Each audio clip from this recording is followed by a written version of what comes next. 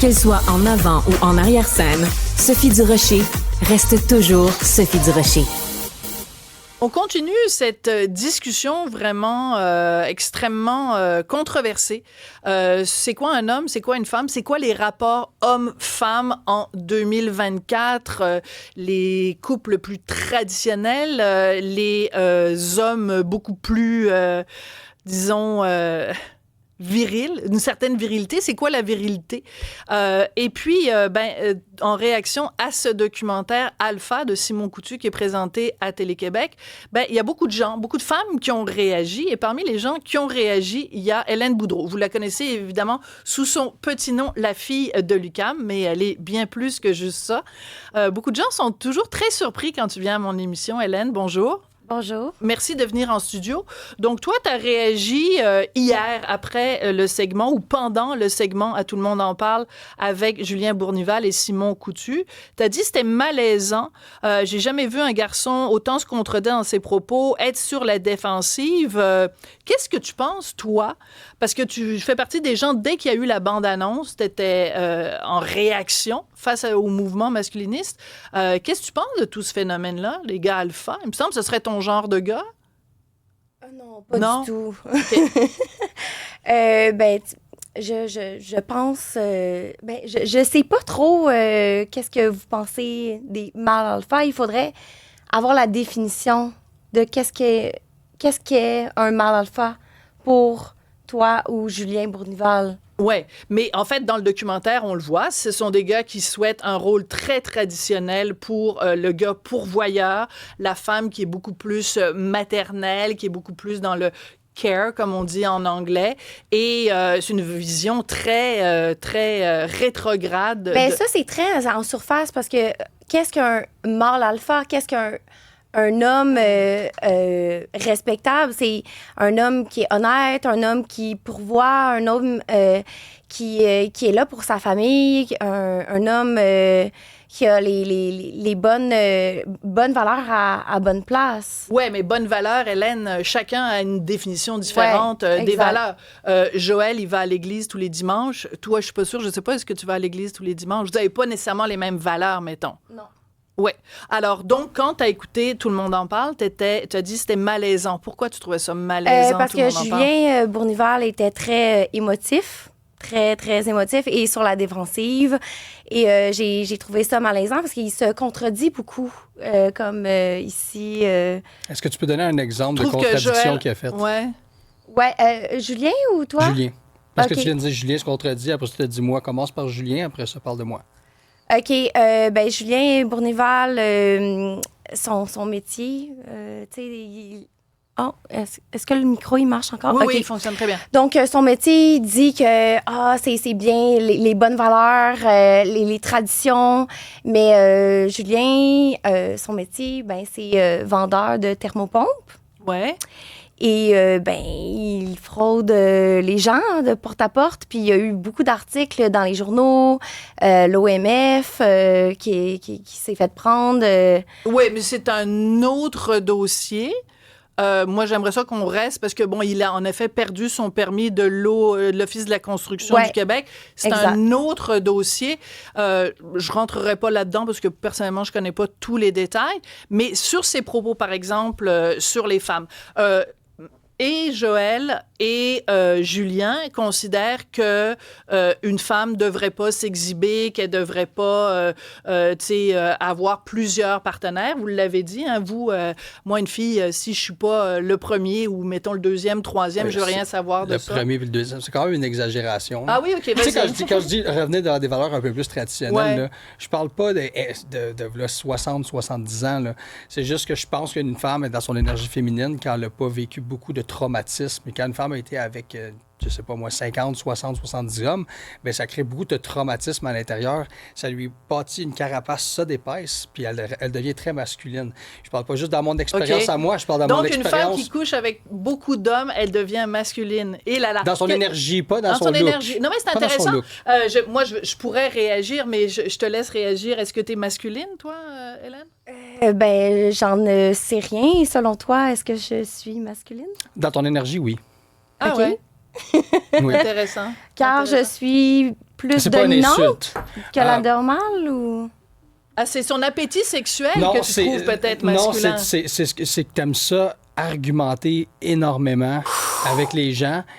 Puis, si tu le fais, là, tu es un petit peu moins pire depuis comme on a commencé à se parler, mais tu peux le faire d'une façon très arrogante. OK, mais à ce moment-là, excuse-moi, Joël, mais là, tu dois trouver que moi, je suis super macho d'abord parce que j'aime ça argumenter en tabarouette. Et moi, je revendique le droit pour toutes les femmes au Québec d'argumenter, de débattre, de donner leur opinion sans que ce soit une caractéristique masculine. Il y a juste les gars qui ont le droit d'argumenter puis de débattre. Mais par contre, quand tu le fais dans l'arrogance, c'est une autre chose. Bon, je pense pas être arrogante. J'ai jamais dit que tu l'étais. OK. Mais est-ce que tu trouves que notre amie Hélène l'est? Elle peut l'être parfois, oui. OK. Moi, je veux te faire écouter, Hélène, Julien Bournival, quand il a vu que toi, tu t'offusquais de la bande-annonce du documentaire Alpha, il a réagi sur les médias sociaux et mon collègue André-Sylvain Latour a fait un petit montage où il parle de toi. Je sais pas si t'es au courant. Ah, non, j'ai pas vu. Non, t'es pas au courant? OK. Ben, il parle de tes fameux gummy bears. On va écouter ça. Là, t'as des gens comme Hélène Boudreau là, qui s'indignent puis qui disent ça n'a pas de bon sens parce que là, bonne publicité, mauvaise publicité, c'est de la publicité puis on fait de la publicité à des gens comme ça qui ensuite vont faire la promotion de comportements toxiques. Hélène, je veux dire, tu vas pas nous faire un Uno reverse, c'est exactement ça que tu as fait puis c'est comme ça que tu as bâti ta carrière. Puis honnêtement, s'il y a bien quelqu'un au Québec qui devrait comprendre que les médias sont excellents à déformer les propos de certaines personnes, à prendre des trucs hors contexte puis à faire paraître des gens pour des idiots par association, c'est toi, là. Mais c'est pas vrai que la fille de l'UQAM, puis une fille qui fait des photoshoots en maillot de bain, qui fait semblant de sucer 2 maïs en même temps pour vendre des maillots à des petites filles, vont me faire la morale sur qu'est-ce qui devrait être socialement acceptable de faire et de dire en société, là. Réponse, Hélène? Qu'est-ce que tu réponds à Julien Bournival? Moi, mes gummy bears, c'était entre moi et les gummy bears. Je veux pas... une coupe de OnlyFans quand même.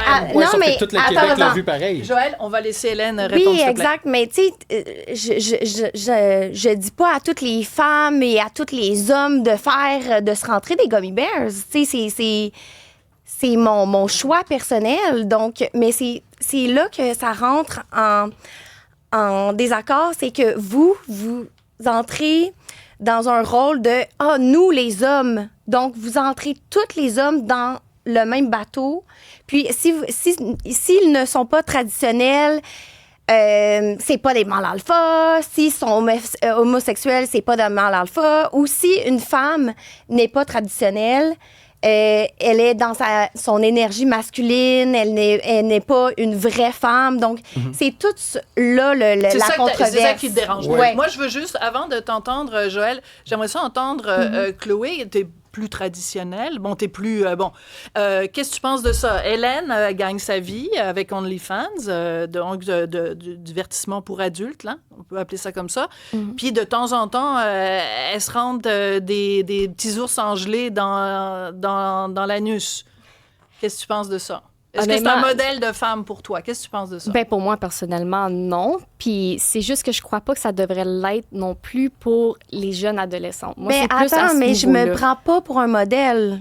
C'est quoi ton nom, Joël? OK. Ouais. Joël se prend pour un modèle. Moi, je me prends pas un modèle et je le dis haut et fort, ne faites pas ce que je fais. Est-ce que j'ai dit que je vous rentrez pas des gummy bears. Oui, mais par contre, il y a des gens qui peuvent considérer que tu es d'une certaine façon, puis on s'en était parlé quand tu étais venu au Monde à l'envers, qui considèrent que justement, tu es une mauvaise influence. C'est-à-dire qu'il y a des gens qui peuvent te regarder en disant « Hey, tabarouette, elle s'est acheté une Porsche, donc moi aussi, je veux avoir une Porsche. » Donc, c'est un modèle féminin qu'on propose, puis il y a plein de gens qui disent ton influence est néfaste. De la même façon qu'il y a des gens qui regardent Joël et les autres mâles alpha et qui disent vous êtes des influences néfastes.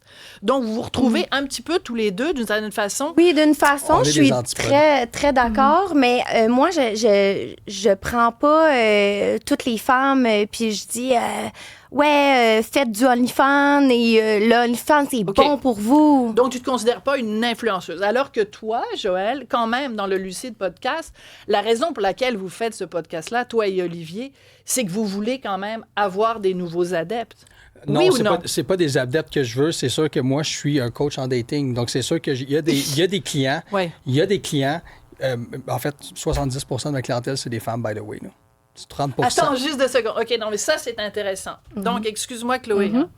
Parce que Donc, il y a des femmes qui viennent te voir pour savoir comment dater des gars. 100%.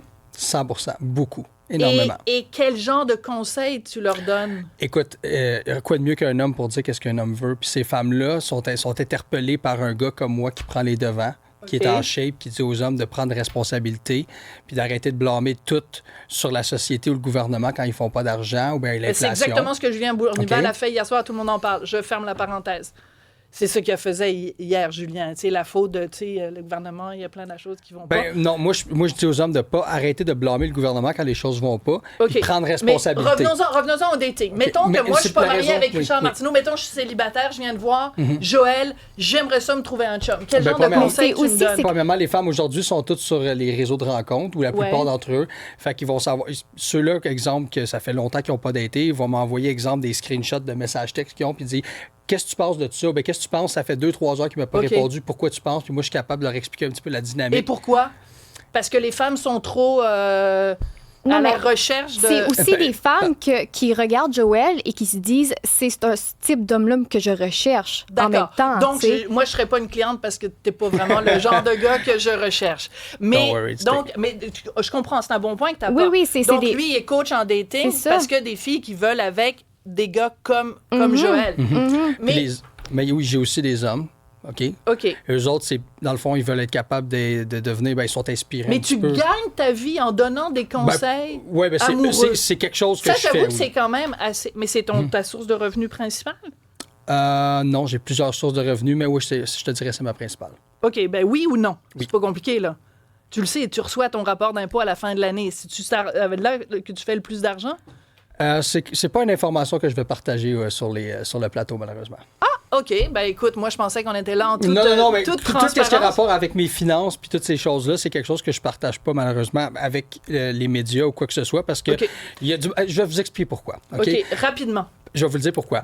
Depuis que j'ai pas passé sur Tout le monde en parle, vous devrez voir les messages de haine que j'ai reçus du monde qui veulent me faire du mal puis des affaires comme ça. OK. Si tu reçois des menaces, va voir la police. Oui, mais c'est des comptes faceless, tu comprends-tu? OK, où il n'y a pas de visage. J'ai déjà fait ces procédures-là, Chloé puis moi, on a déjà fait ça. Est-ce que c'est possible, Joël, qu'il y ait des gens qui sont extrêmement fâchés contre toi parce qu'ils considèrent que tu fais reculer la cause féministe de minimum 50 ans, que tu tiens des propos qui font dresser les cheveux sur la tête, que tu peux être une influence néfaste sur des jeunes qui sont en construction, qui essayent de construire une image des hommes et que toi, tu leur offres une image que la société, que certaines pans de la société rejettent. Est-ce que tu comprends qu'il peut y avoir une colère envers toi? Oui, parce que la plupart des messages qui sont négatifs, qui sont colériques, c'est parce que les femmes pensent que j'essaie de leur enlever leurs droits, ce qui est très faux. J'ai jamais dit que je voulais enlever les droits des femmes. Je vais vous dire une chose, là. La plupart des hommes qui se disent féministes, OK, puis qui se disent pour le pro-choix, puis pour toutes ces affaires-là, ça serait des cowards, ça serait pas du monde qui vont protéger les femmes dans une situation catastrophique. Moi, je vois la valeur de la femme supérieure à celle des hommes. Pas égale, supérieure, parce que les femmes donnent la vie. Moi, là, il y aurait une fusillade, là, je me jetterais devant une femme, incluant Hélène Boudreau. Pour la protéger. Pour la protéger, juste parce que c'est une femme, parce que c'est dans mon instinct protecteur. Je ferais pas ça juste pour ma blonde. Je ferais ça pour n'importe quelle femme. Comme un loup alpha. Hélène, tu veux réagir? Mais en contradiction, moi, j'ai commenté sur le documentaire de Télé-Québec. Ouais. Et tu as très bien, bel et bien dit, toi, ton opinion, on s'en fout, tu es une sex worker. Ton opinion ne vaut pas. Wow, Joël, t'as répondu ça à Hélène? Oui, parce qu'Hélène essaie de m'a cancellé aussi. I can play the clip. OK. Alors, juste pour bien comprendre, toi, tu reproches à Hélène d'avoir voulu te faire annuler, donc la fameuse culture de l'annulation. Mais excuse-moi, mais allez lui dire à Hélène... émotivement. Attends 2 secondes. Tu parleras quand ce sera ton tour. En même temps, toi, tu reproches à Hélène de ne pas avoir le droit de parole à cause de la façon dont elle gagne sa vie. Je m'excuse. Quand on dit aux femmes, vous avez le droit de faire ce que vous voulez avec votre corps, ça inclut le droit pour Hélène Boudreau de gagner sa vie en montrant ses fesses et ses nichons. Oui, mais est-ce qu'Hélène vous a dit qu'on s'est parlé avant de venir ici, puis je lui ai dit aussi, si j'ai dit ça, je te donne le bénéfice du doute, mais c'était wrong? Ah, OK. Donc, tu t'excuses à Hélène Boudreau. Est-ce que c'est... Parfait. Oui, merci. Bon, alors, il s'excuse à Anne-Marie Ménard. Il ne voulait pas menacer Anne-Marie Ménard. Je veux dire, en effet, c'est pas correct ce que j'ai fait si j'ai eu des paroles pour essayer de la canceller. Mais tu te contredis beaucoup. À part ça, qu'est-ce que j'ai dit de me contredire? Vas-y. Que les femmes non traditionnelles, ben là, c'est long. Tu mets des mots dans ma bouche, là. Non, mais les femmes non traditionnelles, c'est que des putes ou... J'ai jamais dit ça. Ben, en tout cas... Alors, on fera le débat sur les prostituées une autre fois. Vient de se joindre à nous mon collègue Rémi Villemur, qui est chroniqueur, qui est avec moi tous les jours. Toi, tu as vu le documentaire, Rémi. Oui. C'est pour ça que je voulais que tu sois là aujourd'hui pour contribuer à la discussion. Toi, t'as quel âge maintenant, Rémi? 30. T'as 30 ans. Alors, qu'est-ce qu'un homme de 30 ans au Québec pense du documentaire et du phénomène alpha? Ben, ça n'existe pas, la pensée d'un homme de 30 ans. C'est ça le point que je pense qu'il faut qu'on se rappelle. Rémi Villemur. Il y a beaucoup de gens dans la pièce ici là, qui voudraient dire aux autres comment vivre. OK? Puis c'est des deux côtés. Mademoiselle Boudreau, quand tu t'offusques de voir même ce documentaire-là sortir, tu dis ça devrait pas être présenté à la télévision. Ah non, moi je dis pas ça. Je dis quand tu as vu la bande-annonce, tu as capoté. T'as capoté, t'as dit voir que ça existe, ça. Puis j'imagine que t'aurais pas voulu que ça sorte. En tout cas, c'est l'interprétation de beaucoup de gens. Non, pourquoi? C'est parce qu'il y avait tagué Joël et les autres hommes, puis ça faisait de la promotion de ces gens-là. Okay. Ben, c'est un documentaire sur ces gens-là.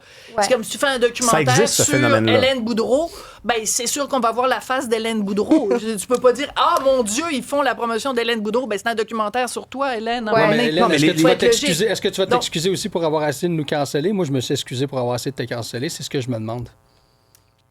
J'ai pas essayé de vous canceller. J'ai essayé de dire « Mais pourquoi ce documentaire-là est relié à Télé-Québec? » C'est le fait que ce soit ton argent des contribuables. Mais on est proche de l'annulation. Là. On est proche de l'annulation. Donc, et d'un autre côté, mon cher monsieur, je veux dire, juste de prendre position sur comment les gens vivent en général, ça aussi, c'est d'avoir l'impression qu'on vit d'une meilleure façon aussi. Puis je sais que des fois, tu dis, non, c'est mon mode de vie, puis ça implique pas les autres, mais c'est vrai que tu te contredis. Parce que moi, je les regarde jusqu'au complet, tes vidéos.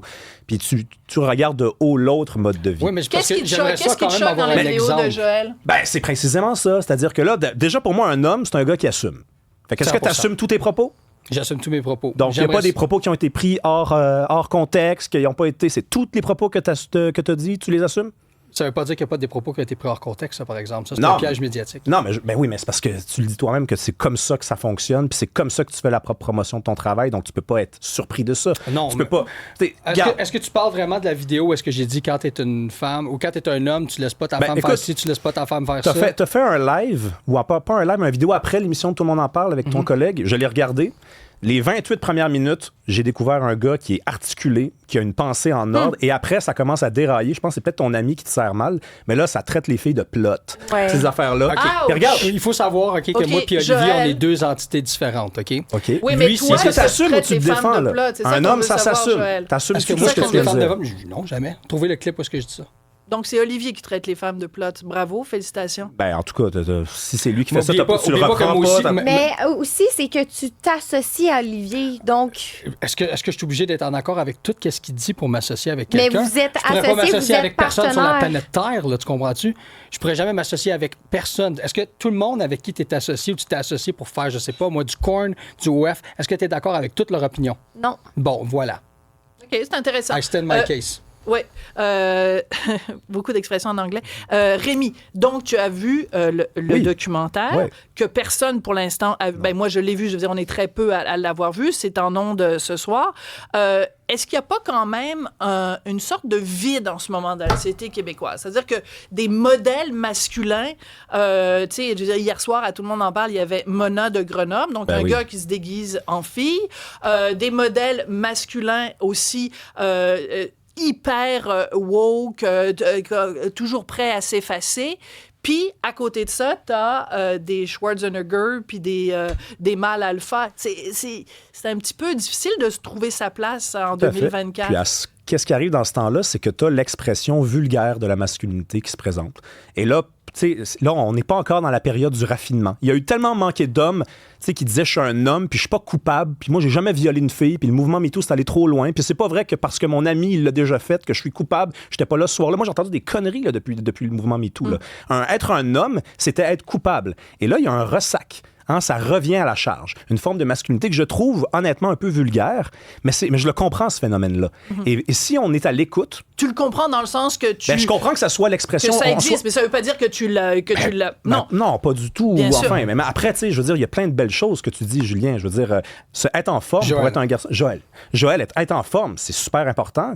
Tu sais, juste se dépasser... La discipline, le dépassement. Tu sais, t'es pas obligé d'être le gars qui ramène tout l'argent à la maison, mais si c'est un objectif de faire un certain montant d'argent, c'est beau, c'est noble, ça te pousse à te dépasser, il n'y en a pas de problème là. Mais après, c'est quand tu rentres dans le jugement. Il y a des gens qui ont décidé de vivre autrement. Puis ça, c'est un conservateur qui te dit ça en passant. Là. Moi, je me considère conservateur dans la vie, mais je trouve que vous devriez arrêter de vous prononcer sur comment les gens vivent. Mêlez-vous de vos affaires. Mais prononcer sur comment le monde... Tu t'es jamais prononcé sur comment les gens vivent ou tu n'as jamais porté jugement à personne?